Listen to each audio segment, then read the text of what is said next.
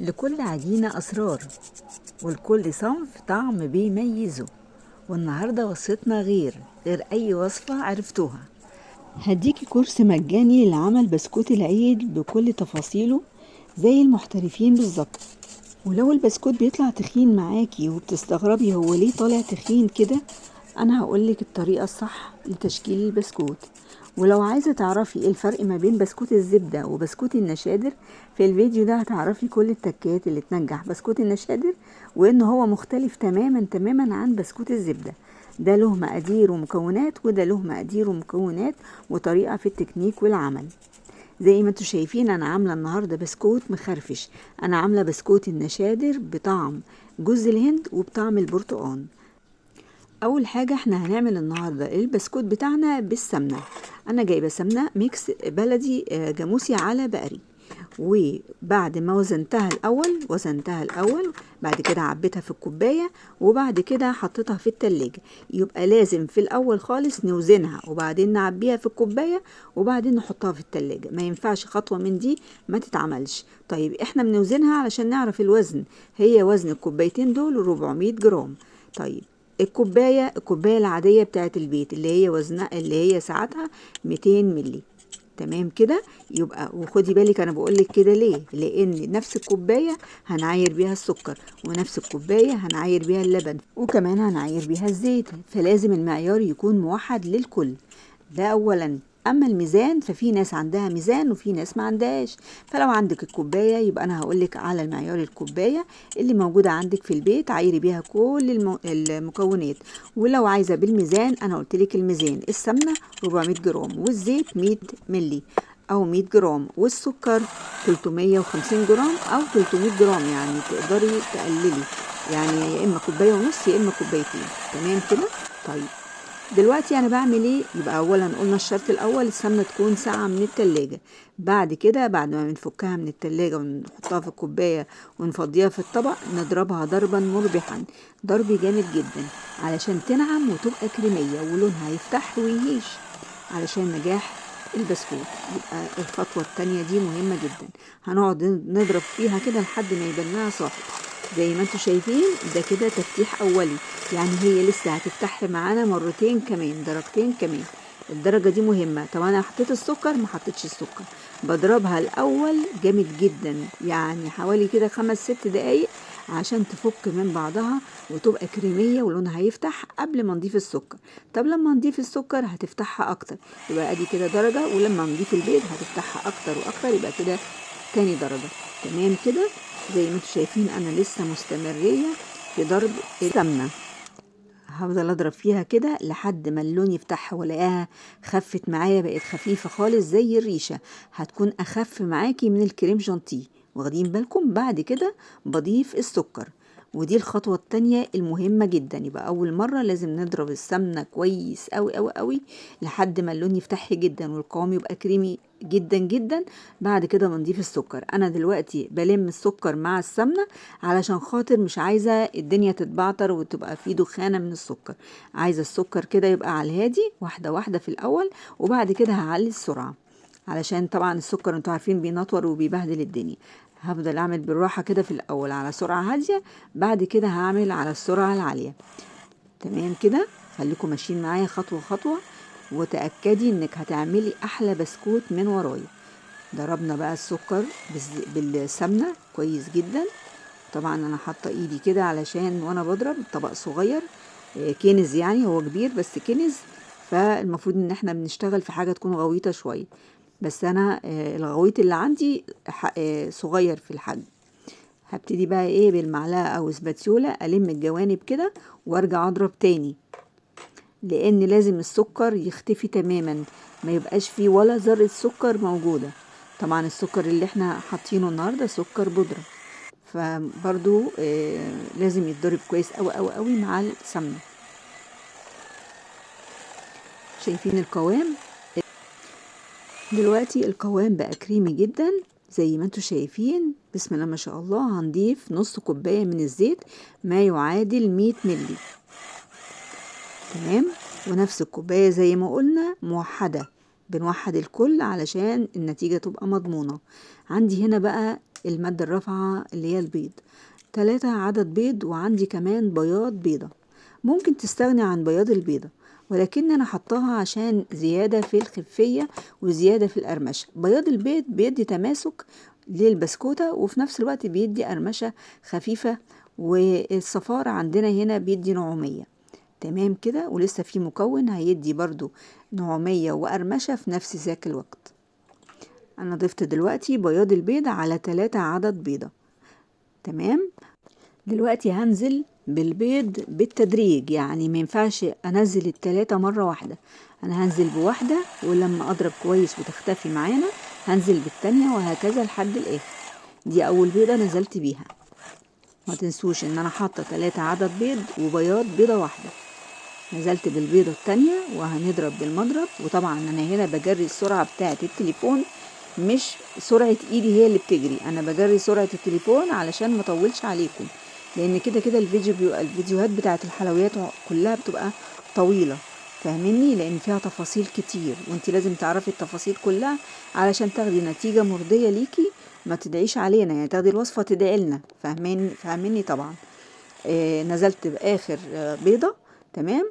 وضربتها كويس قوي. بعد ما البيض بيختفي بنبتدي نوقف ضرب، ما ينفعش نضرب بقى في الوقت ده. كده احنا النتيجة دي نتيجة مظبوطة جدا جدا. القوام كريمي جدا وهاشش معانا، وعامل زي اخف من الكريمة. يعني عايزة اقول لكم اخف من الكريمة. تعالوا بقى نجمع المواد الجافة مع بعض. انا عندي كيلو واحد من الدقيق. قبل التصوير نخلته مرتين. النخل مهم جدا يا جماعة في البسكوتات والكيكات، مهم جدا. حطيت له ذرة من الملح زي ما انتوا شايفين على طرف صبعي كده، ذرة من الملح. والفنجال ده فيه معلقتين مليانين من النشا. رأيي ما تكتريش نشا اكتر من كده عشان ما تحجرش معاكي. في ناس بتحط نشا اكتر من كده، بس انا شايفة ان النتيجة ما بتبقاش قد كده. البسكوت بيبقى ناشف زيادة عن اللزوم، مش مقرمش، في فرق. بعد ما حطيت معلقتين من النشا هحط نص معلقة من البيكنج باودر. نص معلقة بالمعالق الطعام اللي انتوا شايفينها، عايزة اقول لكم دي اقل من نص معلقة. طب لو بالجرام 6 جرام، 6 جرام بيكنج باودر. ما تزوديش البيكنج باودر عن كده، هتنفش معاكي وهتبقى رديئة جدا ومنفوخة على الفاضي، وهتفرش كمان. 6 جرام بيكنج باودر ما يعادل نص معلقة او اقل حاجة بسيطة. طب لو معالق الشاي هيبقى البيكنج باودر معلقة شاي صغيرة. خلاص كده، يعني انا جبتها لكم بالمعلقة الصغيرة، وقلتها لكم بالمعلقة الكبيرة، وقلتها لكم بالجرام. تمام كده. وقلبت كل المواد الجافة مع بعض. عندي هنا نص كوباية من اللبن، ومش عايزة افكركم ان نفس المعيار واحد. لو واخدين بالكم انا نفس المعيار الكوباية هي في الكل. حطيت نص كوباية لبن ما يعادل 100 ملي لبن بالجرام. وعندي هنا بقى المكون الأساسي للوصفة بتاعتنا، وهو النشادر. أخدت نص معلقة صغيرة من النشادر. قد ايه النشادر بالجرام يا وزة؟ 7 جرام. يبقى البيكنج باودر لا يزيد عن 6 جرام، والنشادر لا يزيد عن 7 جرام. اذا ما كانش 5 جرام او 6 جرام او 7 جرام نشادر. نص معلقة او اقل من النص بشوية. انتوا شايفين ايه دلوقتي؟ انا حطيت الكوباية في منتصف الخلطة اللي انا عاملاها بتاعت الزبدة والبيض والكلام ده. ليه؟ لو انا حطيتها بره هتبهدل الدنيا على الترابيزة، فلازم اعملها في منتصف العجنة اللي احنا بنعملها، عشان لما ينزل منها الفوران بتاعها ينزل على الخليط اللي احنا بنعمله. وضربتهم بالمضرب كده ضربة بس خفيفة على درجة هادية من المضرب. تمام. بعد كده هنزل بالدقيق بالتدريج. بصوا، ويواش يواش بقى الدقيق ينزل بالتدريج واحدة واحدة، وايدينا برضو تلم الكريمة بتاعتنا دي واحدة واحدة. وطبعا انا بقول عليها كريمة لان هي بجد زي الكريمة واحلى. ليه؟ لان خلطة خفيفة جدا، كريمية جدا وهشة جدا، وانا مش عايزة اطلع الهواء اللي فيها. فعشان كده لازم الم الدقيق في قلبها واحدة واحدة وبالراحة من غير عجن. بنلم بس باطراف صوابعنا زي ما انتم شايفين كده. عشان كده انا اخترت الصينية الواسعة دي، بحيث ان هي تديني براح وانا بلم الدقيق في قلب الخلطة الحلوة بتاعتنا دي. انا هنا مبطئه شويه عشان اوريكم ان واحده واحده، بس بعد كده هعلي السرعه علشان ما اطولش برضو عليكم بين الوقت والتاني. اي حاجه فيها تطويل بحب اجري فيها شويه علشان الدنيا تمشي، بس بديكم المعلومه بمنتهى المصداقيه يعني.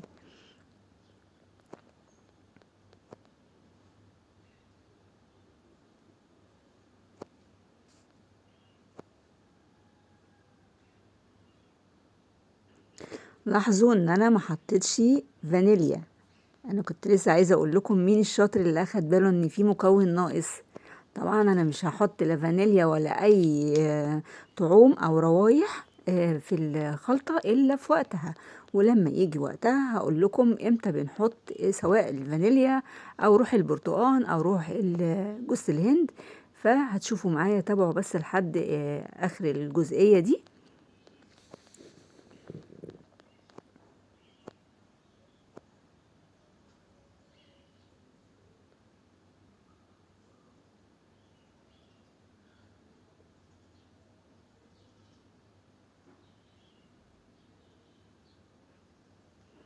خدوا بالكم، انا هعمل حاجه دلوقتي.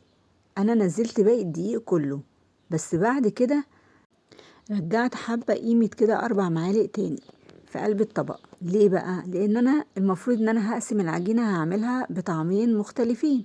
فلو انت هتعمليها زي ما هي كده بالنشادر فقط، يبقى خلاص كملي الوصفة وكملي بقية الكيلو، نزليه كله بالتدريج زي ما احنا ماشيين. انما لو هتقسميها بالشوكولاتة او بجوز الهند او بالبرتقال، يبقى في الحالة دي لازم تخلي شوية دقيق على جنب زي اللي انا رجعتهم كده، وهنبتدي نقسم كده الخليط ده. لان هو المفروض ان هو محتاج دقيق، فاحنا لازم نتأكد ان هو محتاج دقيق بنسبة قد ايه. فما ينفعش نعمل الخطوة دي الا بعد ما نقسم العجينة. هنقسم ناخد نصها علشان نعمله بطعم البرتقال، والجزء التاني بطعم جوز الهند.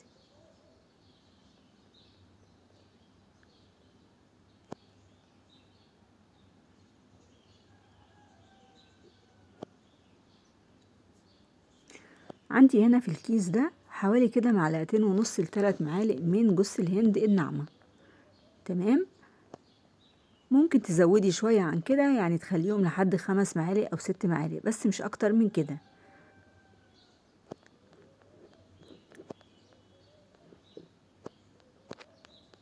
ولو ما عندكيش جوز الهند تقدري تستغني عن الخطوة دي، ان انت تحطي جوز الهند وتضيفي فانيليا مع روح جوز الهند اللي بتبقى موجودة عند العطار. انا دلوقتي ضفت ايه؟ ضفت فانيليا رشة كده خفيفة من الفانيليا البودرة، وكمان هحط نص الازازة دي من روح جوز الهند. وطبعا الارواح دي بتبقى موجودة عند العطارين او عند مستلزمات الحلوانية. هبتدي بقى اجمع كده جوز الهند بريحة الجوز الهند، وكمان ريحة الفانيليا، اجمعهم كده مع بعض. طبعا مش بعجن، انا بجمع بس الخليط كده عشان اخليه متجانس كده، كل الخلطة كده في قلب بعضها.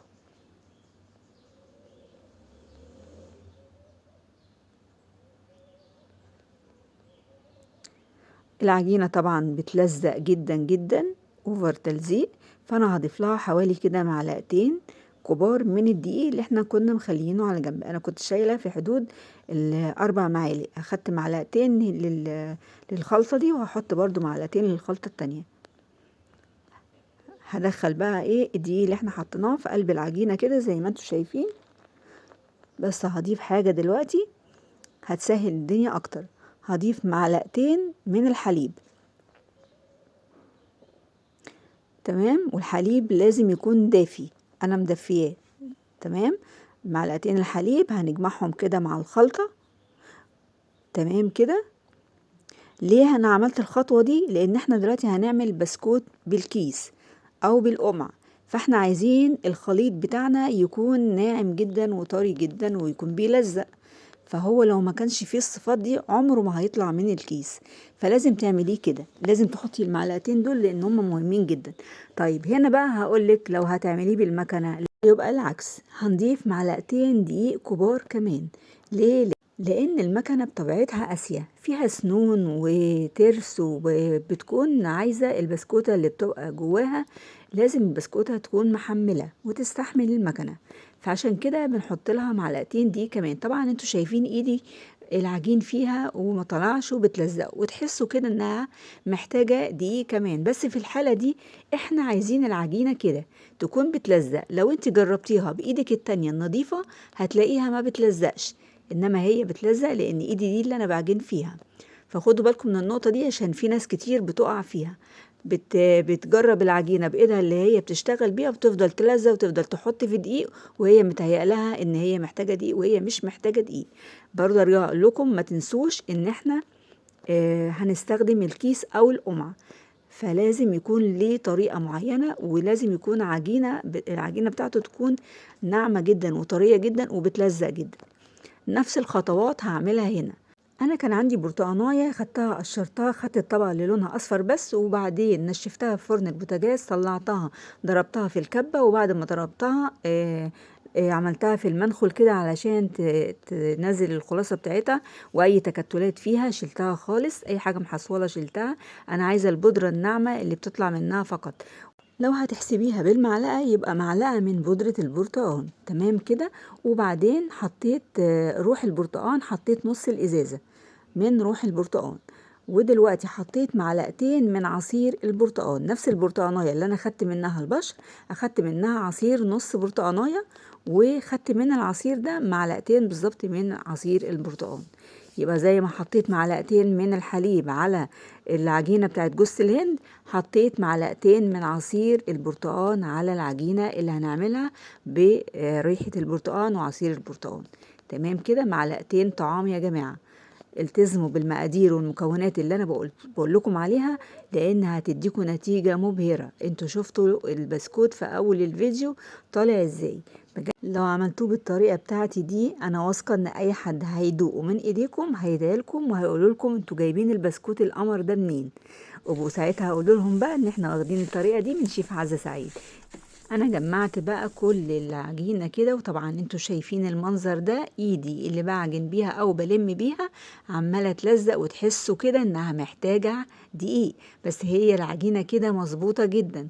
لاحظوا ان احنا هنعملها في القمع وهنعملها بالكيس، فكيس الحلواني والقمع لازم العجينة تبقى كده، وهتشوفوا وهتدعولي. قسمتهم بقى هنا، حطيتهم في البولات، بس اللي انا هشتغل فيها مش هغطيها، هشتغل فيها على طول. التانية طبعا لازم اغطيها علشان الجو ساقع، وعشان ما لونها ما يغيرش من فوق الوش. وهنا بقى بوريكم الاقماع اللي احنا هنشتغل بيها. ده اللي في ايدي الكبير، ده القمع كبير 3 دي، رقمه 3، رقم 3 دي او التاب 3. وده الصغير، انا شخصيا كعزة بحب اشتغل بالصغير ده، لان بحب البسكوتية تكون كنزة كده وطويلة كده وشكلها حلو يعني. انما الكبير ما بحبش اشتغل بيه، بس بيكون عندي، لان في بعض العملاء بيحبوا ان انا اعمل لهم بسكوت بالحجم ده. تمام كده. التاني اللي انا كنت جايباه ده اللي اتحشر في النص كده، لا يعني برضو في بعض العملاء او الناس بيحبوا ياخدوا البسكوت من عندي بس مش بالشكل التقليدي، فممكن اعمل منه وصفات برضو بسكوت يعني. المهم ان انا بدخل كده التيب ده جوه الكيس الحلواني، والكيس ده رقمه 40، ده حجم وسط. تمام. بقاله مدة عندي، فأنا عايزة أنصح نصيحة لأي حد بيشتري كيس ما يقصش حتة كبيرة من الكيس. لما يجي يدخل البلبلة في الكيس يقص حتة صغيرة ويشوف كده. احنا عايزين السنون بس اللي تطلع من كيس الحلواني. حاجة كمان مهمة لازم اقول لكم عليها، لما تيجوا تشكلوا بالكيس لازم تحطوا قطعة صغيرة من العجينة في قلب الكيس. زي ما انتوا شايفين كده انا حطيت قطعة صغيرة، لان لو حطيت اكتر من كده مش هتعرفي تنزليها.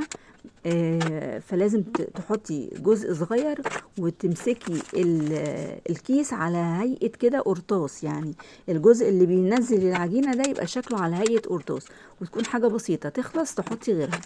والحاجة التالتة كمان انك كل ما تنزلي بسكوتاية لازم يكون جنب منك سكينة صغيرة كده رفيعة، تظبطي كده شكل البسكوتاية، لان طبعا وانتي بتنزلي بالكيس بيبقى في شرشرة كده من العجينة على جنب، بيبقى في حتة طويلة حتة قصيرة حتة طالعة في الجنب، فلازم تظبطي بالسكينة الصغيرة اللي جنب منك دي. وطبعا عينيكم كده انتوا شايفين اللي انا بعمله، بظبط ورايا على طول، كل ما بنزل ببسكوتاية بظبطها. الطول العرض بتاعها حاجة كده حاجة كده، اي زيادات بشيلها. تمام. العجينة الدليل ان هي ناجحة ومظبوطة 1000000%، انها بتنزل من الكيس بمنتهى السهولة. دلوقتي بقى انا حبيت كمان اوريكم ازاي نشكلها بالقمع بس. طبعا هو نفس القمع اللي بشكل بيه وانا حاطاه في الكيس، هو اللي انا بشكل بيه هنا. باخد قطعة على قد القمع بملاه، وصبعي بصبعي كده بدخل العجينة وبسحب عشان تطلع لي الرسمة زي ما انتوا شايفين. بسم الله ما شاء الله، شايفين الرسمة؟ والأحلى كمان ان انا بعرف انقل البسكوتاية واوريها لكم اهي قدام الكاميرا، يعني بمنتهى السهولة، يعني لا بتقع مني ولا بتشقق ولا بتتقسم نصين. العجينة سلسة جدا جدا يا جماعة، ولو ما كانتش مرنة عمرها ما هتنزل من القمع، وعمرها ما كنت هعرف امسكها ابدا بايدي وانقلها من مكان لمكان. هنا بقى عايزة اقول لكم على حاجة مهمة جدا. شايفين القمع ده ضيق، السنون بتاعته ضيقة قوي، وده السنون بتاعته واسعة قوي. انا عاملة واحد وسايبة التاني عشان اشرح لكم الحتة دي مهمة جدا، محدش هيقولها لكم غيري. شايفين انا بمسك بالبنز اللي في ايدي، ده بنز، تمام، اسمه كده بنز. بضم السنون على بعضها، بقفلها شوية لان هي بتيجي واسعة زي التيب الكبير ده. تمام. ففي بعض الناس لما بتيجي تعمل البسكوتة بلاقي البسكوتة كبيرة قوي، منفوخة كده وتخينة، وده مش حلو بصراحة. البسكوتاية لازم تبقى رقيقة. البسكوتاية دي حاجة كده بنت ناس كده، حاجة كده حلوة. فشايفين انتوا انا البسكوت طالع رقيق ازاي، وفي نفس الوقت لا بيتكسر ولا بيتفرول ولا يعني بسكوتة حلوة كده. تمام. ده علشان انا مقفلة السنون، مضيقة بالبنز السنون بتاعتي. انت كمان لو السنون عندك واسعة وبتطلع لك البسكوتاية تخينة كده وشكلها مش حلو، اعملي الخطوة دي. هاتي اي بنز وقللي السنون، يعني ايه، ضيقيها سنة كده ببعضها. الموضوع مش هياخد منك كام ثانية. شايفين؟ اللهم بارك، الرسمة مظبوطة على الشعرة والقوام جميل، وعايزة اتغزل في البسكوتة اللي انا عاملاها. بجد كده حاجة من الاخر، اخر فخامة بجد، حلوة قوي قوي يا جماعة. على فكرة تقدروا تعملوه كمان بالشوكولاتة، يعني بدل روح جوز الهند وبدل البرتقان، ما تعملوش الحاجات دي، ما تحطوش الروايح دي، تحطوا معلقتين من الكاكاو الخام ومعلقة من النسكافيه. يبقى كاكاو خام ونسكافيه على نفس الخلطة ونفس التكنيك اللي احنا عملنا بيه، وتفرجي بقى ودوقي احلى بسكوت شوكولاتة بالشكل ده. حاجة كده خطير. وممكن تغيري في الرسمة، بدل ما يبقى بالمشط كده بنفس الرسمة دي، لا تعمليه بقى برسمة تانية خالص مختلفة. والله يا جماعة انا بديكوا افكار وبديكوا حاجات تعملوها هتنفعكوا جدا جدا. يعني انا ممكن اديكي الوصفة وانتي فنني بقى تقدري تشكليها ازاي بطريقتك انتي. وهنا بقى عايزة اقول لكم على حاجة مهمة جدا. انا جالي اسئلة واستفسارات. هو بسكوت الزبدة هو بسكوت النشادر؟ هو بسكوت النشادر بيتعمل زي ما بنعمل نفس مقاديره، هو نفس مقادير بسكوت الزبدة؟ يا جماعة، بسكوت النشادر حاجة وبسكوت الزبدة حاجة تانية. الأول كده خدوا بالكم، أنا خلصت كده كام صاج، ومش هدخل الفرن إلا لما أخلص كل البسكوت اللي عندي. ممنوع تدخلي حاجة وانت في ايدك عجين. تمام. لازم تخلصي الكمية كلها اللي انت شغالة فيها، وبعد كده في الاخر تدخلي العجين. ليه؟ لان ممكن وانت حطيتي خلاص صينية في الفرن وايدك شغالة بقى عمالة تعملي بالقمع وعمالة تفنني كده، سرحتي نسيتي اللي في الفرن بتاع، لا قدر الله ممكن اللي في الفرن يتحرق، بعد الشر طبعا. فالأفضل إننا نخلص كل الكمية اللي شغالين فيها، وبعد ما تخلص نبتدي ندخل الفرن. يبقى ما فيش قدامنا غير الفرن وبس، عشان أبقى أنا حسباله هيقعد مثلا 10 دقايق. من بعد ال10 دقايق أبتدي بقى أبص كده على الحاجة بتاعتي. ولو الفرن بتاعك زي ما بقولك كده في ناحية أحمى من ناحية، يعني درجة الحرارة بتاعتها أعلى من جنب تاني، فانتي لازم تلفي الصاج أو تلفي الصينية اللي انتي حاطة فيها البسكوت أو أي حاجة انتي حطاها في الفرن. تاخدي بالك من النقطة دي كويس قوي. تمام كده. هخلص الصينية دي وهبتدي صينية تانية بتشكيل جديد. الصينية دي والصواني اللي فاتت عاملة الشكل اللي هو المعتاد، اللي هو البسكوتاية الطويلة الرفيعة. تمام. الشكل التاني هعمل الزقزاق اللي هو الحديث، اللي هو احدث حاجة كانت نازلة، اللي هو الشكل الترندي اللي هو هتشوفوه دلوقتي معانا. دي بحط العجينة في قلب القمع وبروح شادة كده على طول، والعجينة بتنزل بسم الله ما شاء الله، وبتطلع بالرفع ده والسنون كلها ورا بعضها. لو في اي حاجة في قلب البسكوتاية بتظبطيها.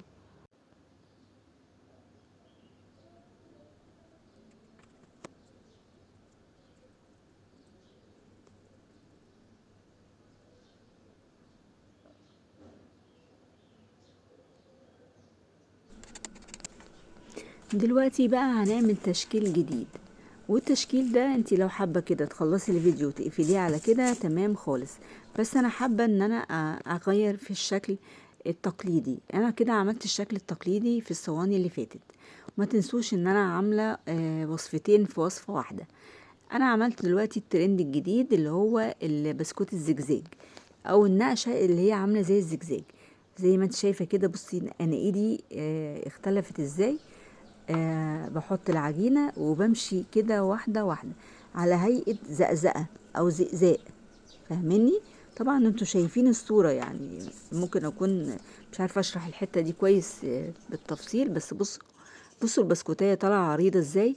طالعة عريضة مش طالعة مليانة، خدوا بالكم.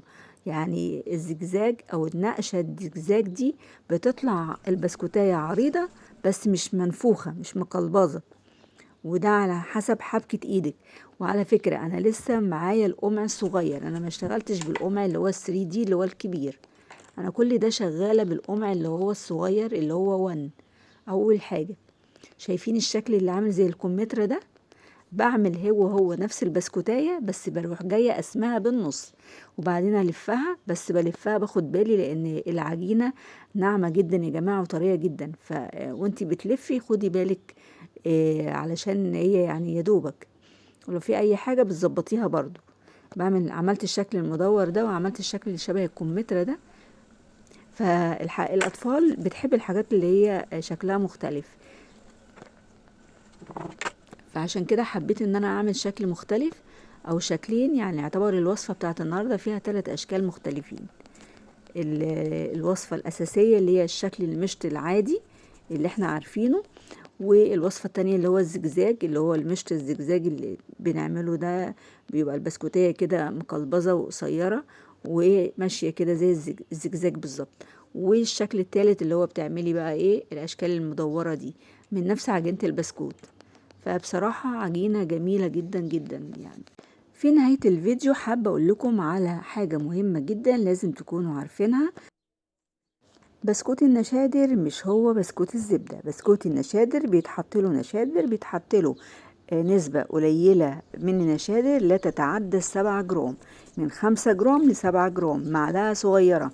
وبيتحط له معلقة صغيرة من البيكنج باودر، من 5 جرام ل6 جرام بيكنج باودر، مش اكتر من كده، معلقة صغيرة. بسكوت الزبدة بقى بيتحط له معلقة صغيرة بيكنج باودر على الكيلو، مش اكتر من كده يا جماعة. واساسا المفروض ان بسكوت الزبده ما بيتحطلهوش ماده رافعه، لان الزبده اوريدي هي اللي بتخلي البسكوت هش جدا. لان نسبه الزبده بتبقى عاليه جدا في بسكوت الزبده. هو اسمه بسكوت زبده يعني نسبه الزبده فيه عاليه جدا.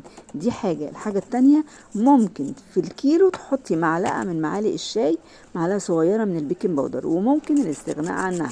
فخدوا بالكم لان اكتر من كده في بسكوت الزبدة بينفش معاكي وبيتحول لحاجة تانية، بيبقى فظيع بجد، وممكن العجينة تبوظ منك، والخامات زي ما انتوا عارفين غالية. فخدوا بالكم. انا النهاردة قلت لكم كنز من المعلومات في قلب الفيديو ده، والنتيجة ولا اروع من كده. طبعا طلعنا الصاجات من الفرن، والصاجات بعد ما هديت شوية فضيتها في قلب الصينية دي. وفي صينية كمان فيها البسكوت بالبرتقال. تمام. يبقى صينية فيها بسكوت بجوز الهند اللي هي قدامكم ديت، وفيها البسكوتايه عريضه ومشرشره كده وجميله قوي. واللي في ايدي ده الصينيه المربعه، ده بسكوت بجوز الهند. شايفين الظهر؟ بسم الله ما شاء الله، اللون تحفه، اللون تحفه بجد، طالع بتاع البسكوت تحفه. انا عايزه اقول لكم يعني اللون عاجبني جدا جدا جدا بتاع البسكوتايه. والبسكوتايه هشه قوي وخفيفه جدا وملهاش وزن، ده دليل على نجاحها. طعم البسكوت بقى في حتة تانية، يخطف قلبك كده، حاجة بصراحة من الآخر فاخر. يعني أنا مبسوطة من النتيجة جدا جدا، وكل اللي أكل من البسكوت عجبه قوي قوي قوي. شايفين التسوية مظبوطة جدا، ألوان البسكوت رائعة. وكمان الصنف اللي احنا عاملينه المدور ده برضو طلع حلو قوي وعجب الولاد جدا جدا. وتغيير، يعني انت غيري بقى، يعني ابدعي كده. يعني انت مثلا خدتي وصفة، فنني من دماغك كده ايه اللي ممكن تعمليه جديد غير اللي انت شفتيه في قلب الوصفة. بجد من اجمل الوصفات اللي عملتها الوصفة دي بتاعة البسكوت. وكمان عملت وصفة البيديفور في الفيديو اللي فات، كان طالع خطير، كان طالع بجد فوق الروعة. يا ريت يا ريت تشوفوا وصفة البيديفور في الفيديو اللي فات، البيديفور الملوكي من عز سعيد. وده البسكوت بقى سبيشال كده، حاجة كده من الآخر فاخر. بجد فرحانة قوي من النتيجة بتاعته، تحفة، طعمه خيال، طعمه رائع. كنت معاكم عز سعيد من مطبخ وصفة. ما